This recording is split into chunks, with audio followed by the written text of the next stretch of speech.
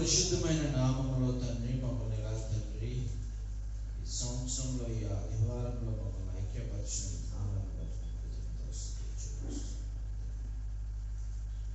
హృదయపూర్వకంగా నీ హస్తాలను నన్ను సమర్పించుకుంటూ ఉన్నాను తండ్రి. నీ వాజ్ఞానాన్ని, నీ వాక్శక్తిని, నీ నడిపింపును నాకు దయచేయమని ప్రార్థిస్తున్నాను. ఉన్న బిడ్డలందరూ కూడా తండ్రి నీ మీదే మనస్సు నిలిపి తండ్రి నీ వాక్యములో ఉన్న జీవాన్ని, శక్తిని, బలము పొందులాలను తండ్రి వారి మనోనేత్రాలు బలపరచుకున్నారు, వారి హృదయాలు శత్రు యొక్క ఆచంగాలన్నింటినీ లయపరిచి నీ సమాధానాన్ని మా మధ్య ఉంచుకుని ప్రభువు నజరేయుడైన యేసుక్రీస్తు నామమున ప్రార్థించి వేడుకుంటున్నాను తండ్రి, ఆమేన్. అందరికీ నా హృదయపూర్వక వందనాలండి. అందరూ బాగున్నారా? నిజమేనా? మన చర్చిలో ప్రసంగం చేయడం చాలా కష్టం. ఎందుకంటే మనుషుల్లోని రియాక్షన్ ఉండదు. దానికి కారణం కూడా ఎవరో తెలుసా? మేమే. ఎవరు కారణం? మేమే అన్నాం కదండి మమ్మల్ని తినడం ప్రారంభించుకోండి. అర్థమైందా?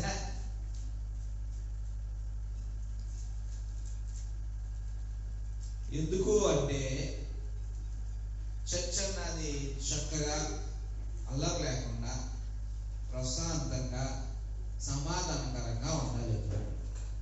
ఆరాధన చేసుకున్నా, వాక్యం చెప్పుకున్నా ఏ సమయంలోనే ఆ సమాధానాన్ని పాటించాలి. అది నేర్పడం వల్ల ప్రశ్న అడిగినప్పుడు కూడా ఇలా చూడటం అలవాటైపోయింది.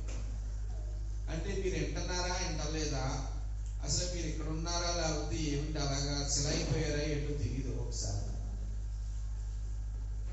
అర్థమవుతుందా? ఇవాళ చదువుకున్న 142వ కీర్తన దావీదు యొక్క ప్రార్థన.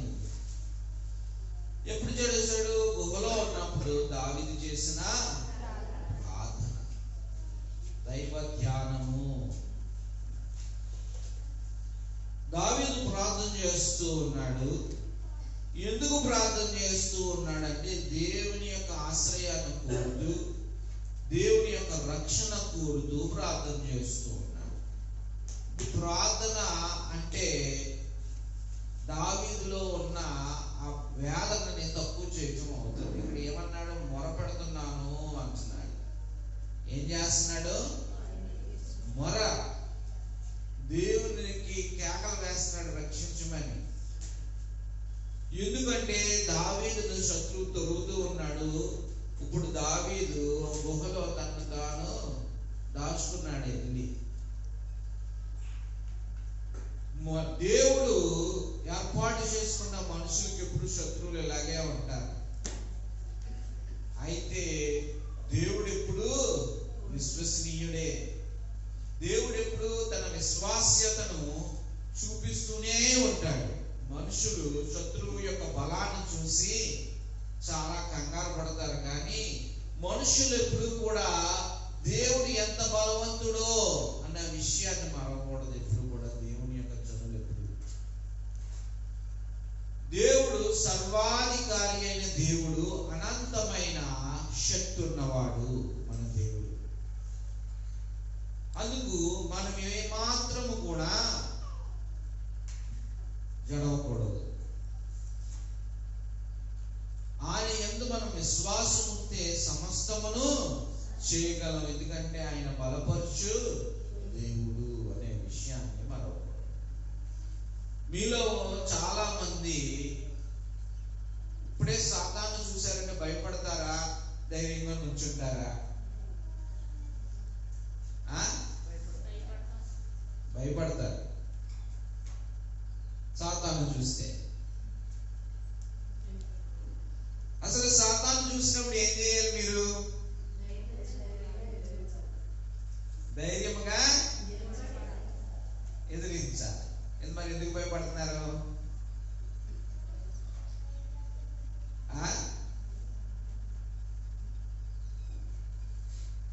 మీరు అసలు దేవుని జనాంగమేనా అన్నది డౌట్. ఏంటి డౌట్? దేవుని జనాంగమేనా మీరు అన్నది డౌట్ వచ్చింది నాకు. ఎవరిని చూసి భయపడాలి? ఎవరికి భయపడాలి? మరి ఎవరికి భయపడుతున్నారు అంటే మీరు ఏమాత్రం కూడా దేవుని జనాంగం ఫుల్ ఇన్ బ్లాక్ కాదు కాదా? నిజంగానే ఆలోచించండి ఎలా ఉన్నారు. ఎవరికి భయపడాలో తెలుసు, ఎవరికి భయపడకూడదో తెలుసు, కానీ భయపడకూడని వాడికి భయపడుతున్నారు, భయపడే వాడికి భయపడలేదు. మనుషులు ఎలా తయారు? ఇంక దేవుడు ఎలా చేస్తాడా? మీకు ఏమన్నా చేస్తాడా? చెప్పనమ్మా, అది చెప్పండి కాన్ఫిడెన్స్ గా. టిఫిన్ తిన్నారా? ఎంతమంది తిన్నారు టిఫిన్? చేతులు ఎత్తండి. అంటే మిగతా వాళ్ళు తినలేదు. నేను టిఫిన్ తినలే, ఎందుకంటే నిన్న పొద్దున్న నుంచి తిరుగుతూనే ఉన్నాను. రాత్రి 12ంటికి వచ్చి ఇంటికి నిద్రపోయి మళ్ళీ పొద్దున్నే లేచి ఇలా తయారై రెడీ అయిపోయి వచ్చాను. ఇక్కడ ఒక మంచి వచనం ఉంది. ఇక్కడ మనం చదువుకున్న కీర్తనలోని 7 వచనాలు ఉన్నాయి, కానీ 5వ వచనం చదువుకుంది. యెహోవా నీకే నేను నా ఆశ్రయదుర్గము నీవే, సజీవులను భూమి మీద నా స్వాస్యము నీవే అని నేను అనుభవించింది. సజీవులనే భూమి మీద నీవే నా స్వాస్యము అంటున్నాడు. యెహోవా నీకే నేను మొరపెడుతున్నాను. ఈ భూమి మీద అందరూ ఉన్నారు, కానీ నా స్వాస్యము నీవే. అంత నమ్మకం వచ్చిందా మనకి? విశ్వాసం ఉంది. భూమి మీద ఉన్నాయన్నీ కావాలి, కానీ భూమి మీద జీవితాన్ని అనుగ్రహించిన దేవుడు, ప్రాణాన్ని ఇచ్చిన దేవుడు మాడిపోద్దు. అవునా కాదా? అలవాటుగా వస్తున్నారు చాలా మంది, కానీ ఆపదలలో మొరపెట్టే అంత విశ్వాసము, ఆపదలో నమ్మకాన్ని విడవకుండా, విశ్వాసాన్ని విడవకుండా దేవుని యందే పరిపూర్ణమైన విధేయత చూపిస్తూ దేవుని మీదే ఆ మనసు నిలపడం రావాలి దేవుని జనాంగానికి, దేవుని భక్తులకి. అది రానంతసేపు శత్రువు ఎలా కనబడతాడో? సమతనుడు ఎప్పుడు బలంగానే కనబడతాడు. బలవంతుడైన దేవుడు అని వాక్యం చెప్పుకోవడం కాదు, మనకు ఆ నమ్మకం ఉండాలి. ఏమని ఉండాలి? మన దేవుడు ఎటువంటి వాడు? బలవంతుడగు దేవుడు అని వాక్యం చెప్పేస్తాం, కానీ హృదయంలో ఆ నమ్మకం ఉందా? ఆ నమ్మకం ఉంది కాబట్టే ఇక్కడ నీకే నేను మొరపెడుతున్నాను అన్నాడు. చదువుకుందాం. నేను ఎలుగెత్తి యెహోవాకు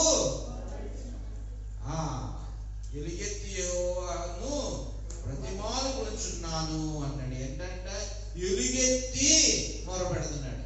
ఎప్పుడన్నా మనం భయంకరమైన ఆపదల్లో ఉన్నాం అనుకోండి, రక్షించేవాడు ఉన్నాడు అని తెలిసినప్పుడు ఎలా కేకలేస్తాం? ఎంతమే ఇవా ఎవరినైనా మళ్ళీ గుడ్లేసి చూడాలనుకుంటారు, ఎలాగేస్తారో చూద్దాం, 4 రోజులు ఉంచేద్దాం దాంట్లో, అప్పుడు తెలుస్తుంది. మనం వెళ్ళి ఇలా కనబడితే వచ్చాము ఇలాగే కేకలేస్తాడు, చూసారా? అలాగా ఏం చేస్తున్నాడంటే, నేను ఎలుగెత్తి యెహోవాకు మొరపెట్టుచున్నాను, ఎలుగెత్తి యెహోవాను బ్రతిమాలుకొనుచున్నాను. ఎలా బ్రతిమాలుకున్నాడు? బహు వినయముగా అన్నాడా లేదా? బహు వినయముగా ఆయన సన్నిధిని నేను మొరపెట్టుచున్నాను. నాకు కలిగిన బాధ, ఆయన సన్నిధిని కలిగిన బాధ అంతా కూడా సర్వాధికారి అయిన దేవుడికి, బలవంతుడైన దేవుడికి బహు వినయంగా వినిపించుకుంటున్నాడు, తెలియజేస్తూ. ఒకసారి ఆలోచించాడు. బాధలో ఉన్నప్పుడు, ప్రాణము తీసే శత్రువులు ఉన్నప్పుడు, ప్రాణహాని ఉన్నప్పుడు ఆయన ఇలాగా ప్రార్థన చేశాడు. మనం చేయగలుగుతున్నామా లేదా ప్రార్థన? చాలా మంది ఏమనుకుంటారంటే, ప్రార్థన చేయవలసిన అవసరం లేదు, దేవుడు మనం చూస్తూ ఉన్నాడు, అన్ని అనుగ్రహిస్తాడు అనుకుంటారు. అదో పెద్ద అపోహ. మళ్ళీ ఖచ్చితంగా మనం దేవునికి బహువినయంగా ప్రార్థన చేసి మనం దేవుడిని ఎప్పుడు కూడా మనకున్న బాధలన్నీ తెలుపుతూ ఉండాలి. అక్కర్లేదు, దేవుడు చేసేస్తాడు. ఈ గుండె నమ్మకాలు ఎక్కడి నుంచి వచ్చినాయో నాకు తెలియదు క్రైస్తవుల్లో. దేవుడికి ఎప్పుడు కూడా మనకున్న బాధని, మనకున్న విచారాన్ని, మనకున్న సమస్యని, మనకున్న వేదనని బహువినయముగా తెలియజేస్తూ ఉండాలి. దేవుడు అన్ని చూస్తూ ఉన్న దేవుడు కదా. ఈ యొక్క సమస్య లేకుండా, ఈ గుహలో లేకుండా, శత్రువు లేకుండా తీసేయచ్చు కదా దావీదికి. ఒకసారి ఆలోచించండి. మనం ఎప్పుడు కూడా బహువినయముగా దేవునికి మనం పెడుతూ ఉండాలి. కలిగిన బాధలన్నీ కూడా ఆయనకు తెలుపుతూ ఉండాలి. ఇంట్లో ఒక ప్రాబ్లం ఉంది. ఇప్పుడు క్రైస్తవ జనాంగం దేవుడు కనపడ్డదా, అదృశ్యుడు కదా, ప్రతిమా స్వరూపంలో పూజింపనేవాడు కదా మన దేవుడు. మరి దేవుడికి ఎలా ప్రార్థన చేస్తాము? ఆయన కనపడ్డ కదా అనుకుంటా ఉంటారు. కానీ ఆయన ఆత్మై ఉన్న దేవుడు, ప్రభువు ఆత్మ కనుక మనం ఎప్పుడైతే ఆ యొక్క ప్రభువు నామాన్ని బట్టి ప్రార్థన చేస్తామో ఆయన ఆత్మ యొక్క అనుభూతి పొందుతూ ఉంటాం. మీరు కరెక్ట్ గా గమనిస్తూ ఉంటే ఆయన మన ప్రార్థన ఆలకించే దేవుడు. ఎప్పుడు కూడా ప్రభు నామాన్ని బట్టి ప్రార్థన చేసామనుకోండి, ఆయన రక్షించే దేవుడు.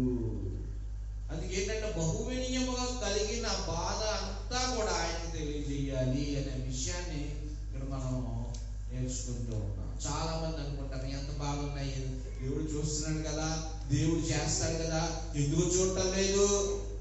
దేవుడిని ఎప్పుడు ప్రశ్నించలేము మనము. నువ్వు ఎందుకు ప్రార్థన చేయట్లేదు? ఎందుకు నువ్వు బహువినయముగా దేవునికి నీ యొక్క బాధను తెలియజేయట్లేదు అన్నదే ప్రశ్న ఇక్కడ. అంత నమ్మకం లేదా, అంత విశ్వాసం లేదా మనుషులకి? ఏంటి నమ్మకము, విశ్వాసము సన్నగిలినప్పుడు ఇలాంటి మాటలు వస్తూ ఉంటాయి. తర్వాత మాట చదువుకుందాం. నాలో నా ప్రాణము కృంగి ఉన్నప్పుడు నా మార్గం నీకే తెలియను. నన్ను పట్టుకున్నట్టుగా నేను నడవవలసిన త్రోవలో చాటుగా పగవాడు పట్టుకోవాలి. ఎలాగైనా దావీదును నిర్మూలన చేశారని, దావీదు మీద కంప్లీట్ గా అవగాహన ఉన్నవాడు చాటుగా దావీదు యొక్క మార్గాలన్నింటిలో ఏం చేశాడంట? అప్పుడు మొరపెడుతున్నాడు. ఏంటి? నా బాధ అంతా నీకు తెలియజేశాను. నా శత్రువు ఎంత మోసగాడు, ఎంత యుక్తిపరుడు, ఎంత తెలివైనోడు, కానీ నిన్నే నేను నమ్ముకుని ఉన్నాను. నీవే నా ఆశ్రయదుర్గము. చదువు 4వ వచనము.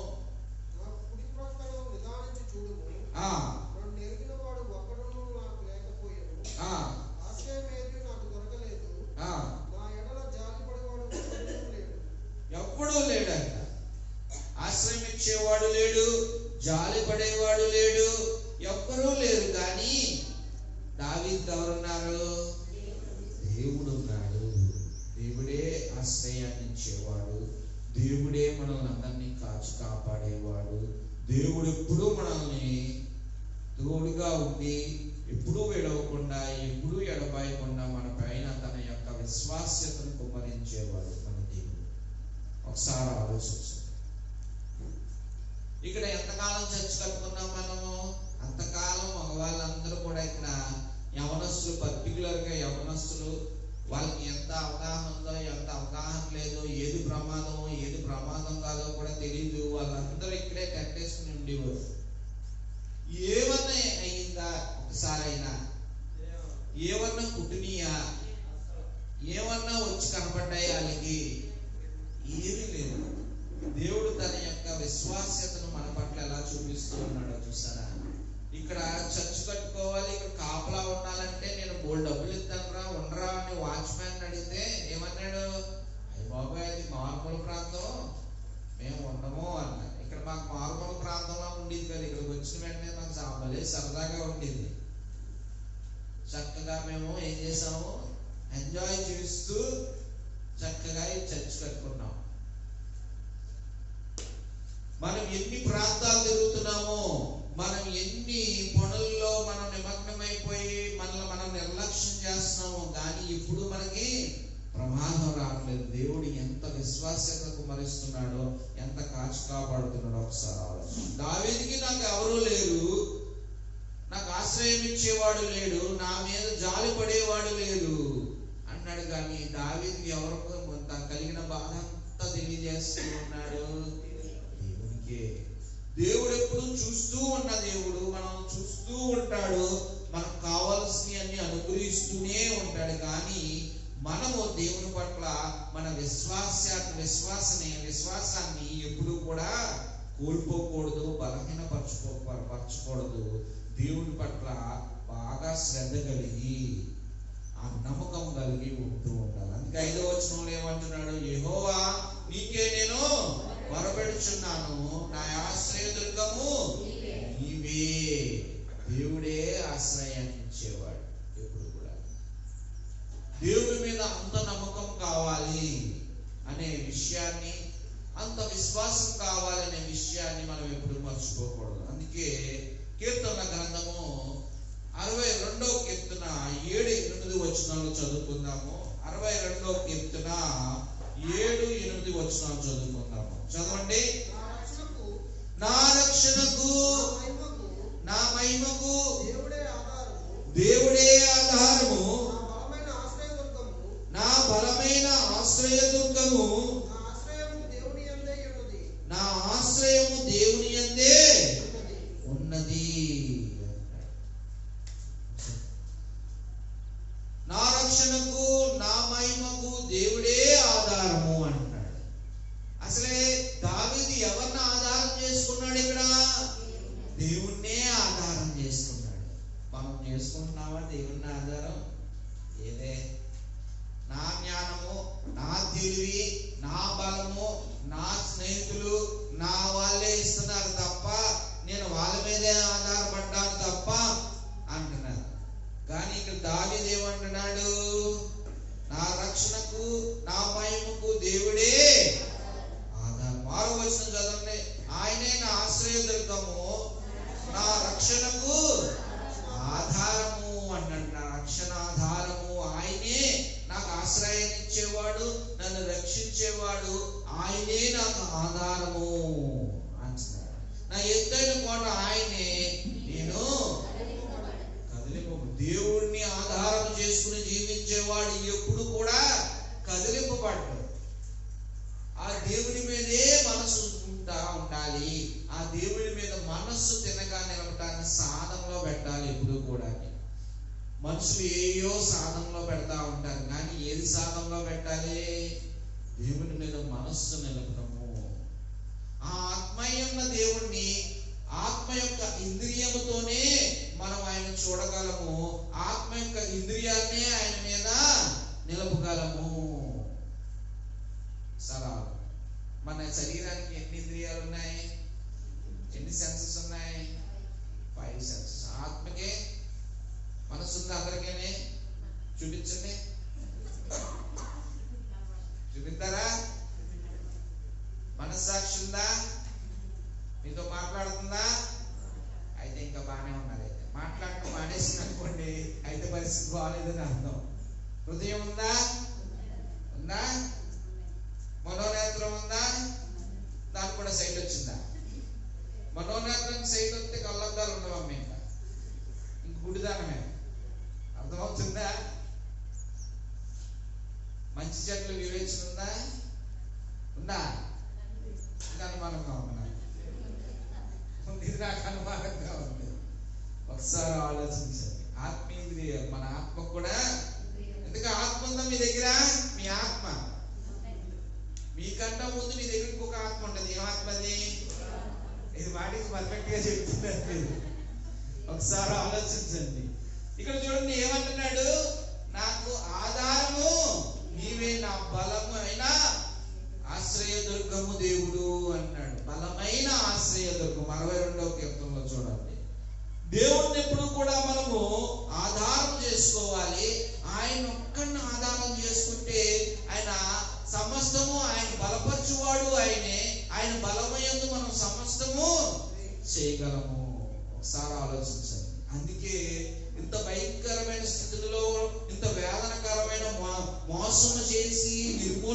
చేసే మనుషుల మధ్యన ఉన్న నీకే బహు వినయముగా తెలియజేసుకుంటున్నాను కలిగిన బాధ అంతా.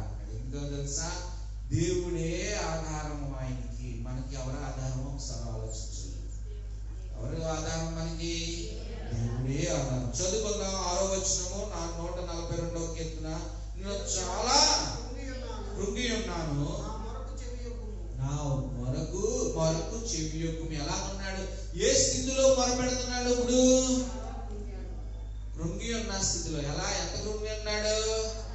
చాలా కృంగి ఉన్నాడు. మనం చాలా కృంగి ఉన్నప్పుడు కొంచెం గౌరవం వచ్చిన పోతుంది దేవుని మీద కూడా. చూస్తున్నావా అసలని? నువ్వు చూడట్లేదు అనుకుంటారు. ఇక్కడ చాలా కృంగి ఉన్నప్పుడు 2వ వచనంలో బహు వినయముగా అని రాశాడు. చాలా కృంగి ఉన్నప్పుడు గౌరవ వచనాలు ఉండవు, ఏముండవు. చాలా బాధలో ఉంటే ఏమవుతుందో నాలుగుకి అది బయటకు వచ్చేది. మనసులో ఏది ఉంటే అది బయటకు వచ్చేది వెంటనే. ఇక్కడ చాలా కృంగి ఉన్నప్పుడు మొరపెడుతున్నాడు, చెవి యొక్క ఆలకించుము. నన్ను తరుమువారు నాకంటే బలిష్ఠులు అన్న నాకంటే బలిష్ఠులు, వారి చేతిలో నుండి నన్ను విడిపించుము అన్నాడు. బలిష్ఠుడైన శత్రువు నుంచి విడిపించగలవాడు ఒక్కడే, ఆయనే మహాదేవుడు. ఆయనకే మనం మొరపెట్టాలి, ఆయననే ఆధారం చేసుకుని ఈ యొక్క జీవిత కాలం అంతా మనం జీవిస్తే ఆయన ఎప్పుడు కూడా తన విశ్వాస్యతను కుమ్మరిస్తూనే ఉంటాడు మన మీద. చదువుకుందాము. నేను నీ నామమునకు కృతజ్ఞతాస్తుతులు చెల్లించినట్టు చెరసాల్లో నుండి నా ప్రాణమును తప్పించుము. అప్పుడు నేను నీవు నాకు మహోపకారము చూచి ఏం చేస్తారు? అతిశయపడతారు. దేవుడు ఎప్పుడు తన విశ్వాసతను చూపించేవాడే. మనుషులు ఎప్పుడు కూడా దేవునినే ఆధారం చేసుకుని జీవిస్తూ ఉంటే, శత్రువు ఎంత బలమైన వాడైనప్పటికీ, శత్రువు ఎంత తెలివైన వాడైనప్పటికీ, మనకంటే శత్రువు ఎంత బలమున్నప్పటికీ దేవుడు అనంతమైన బలము గలవాడు, సర్వాధికారి అయిన దేవుడే మన పక్కన ఉన్నప్పుడు శత్రువు ఎంత బలవంతుడైనా బలహీనుడే అనే విషయాన్ని మనం మరవకూడదు. అందుకే దేవుడిని ఆధారం చేసుకుని జీవిస్తే మనం సమస్తమైన కార్యములు కూడా ఆయన నామములో ప్రారంభిస్తే బలపరచువాడు ఆయనే. ఆయన బలాన్ని బట్టే మనం ఏదైనా కూడా చేయగలము, మనం విజయులుగా నిలబడగలము. సంవత్సరాలు గతించిపోతూ ఉన్నాయి మన జీవితాల్లో. మన జీవితం ఎంతకాలం ఉంటామో మనకు తెలియదు ఎవరికి. కానీ మనము దేవుని పట్ల ఆ విశ్వాసాన్ని కోల్పోకూడదు. ఆ దేవునినే ఆధారం చేసుకుని లోక జ్ఞానాన్ని ఏమీ కూడా ప్రదర్శించకుండా, లోక జ్ఞానం నేర్పించిన ఆ జ్ఞానాన్ని, ఆ తెలివిని దేవునితో ఉండే బంధంలో కలపకుండా దేవునినే ఆధారం చేసుకుని జీవించినప్పుడు దేవుడు ఎప్పుడు కూడా మన పట్ల తన అనుగ్రహాన్ని కుమరిస్తూనే ఉంటాడు. మనం ఎప్పుడు కూడా స్థిరముగా, శత్రువు ఎన్ని బల ప్రయోగాలు చేసినా మనము కదిలింపబడము అనే విషయాన్ని మనం ఎప్పుడు మరవకూడదు. అది ఒకసారి లేచి నిలబడదాము. మీకు శక్తి ఉన్న వారికి, బలం ఉన్న వారు లేచి నిలబడి మనసంతా కూడా దేవుని మీదే తినగా నిలిపి ఆ దేవునినే మనము కృతజ్ఞతాస్తుతులు చెల్లిద్దాము. ఆ దేవునికే, ఆ దేవుడు మనల్ని బలపరుస్తూ ఉన్నాడు, తన యొక్క విశ్వాస్యతను కుమ్మరిస్తూ ఉన్నాడు, మన జీవితాల్లో మనకు కావాల్సినవన్నీ అనుగ్రహిస్తూ ఉన్నాడు. ఎంత శోధనలో ఉన్నప్పటికీ, ఎంత బాధలో ఉన్నప్పటికీ, మనసు కృంగినప్పటికీ ఆ యొక్క దేవుని నామాన్ని ప్రార్థన చేస్తే మనకు జవాబిస్తూ ఉన్నాడు, మనకు మేలులు చేస్తూ ఉన్న దేవుడు. ఆ దేవుడు చేసిన ఆ త్యాగాన్ని మరవకుండా ఆ ప్రేమాస్వరూపి అయిన దేవుని ఆత్మతోనూ సత్యముతోనూ ఆరాధించుకుందాము.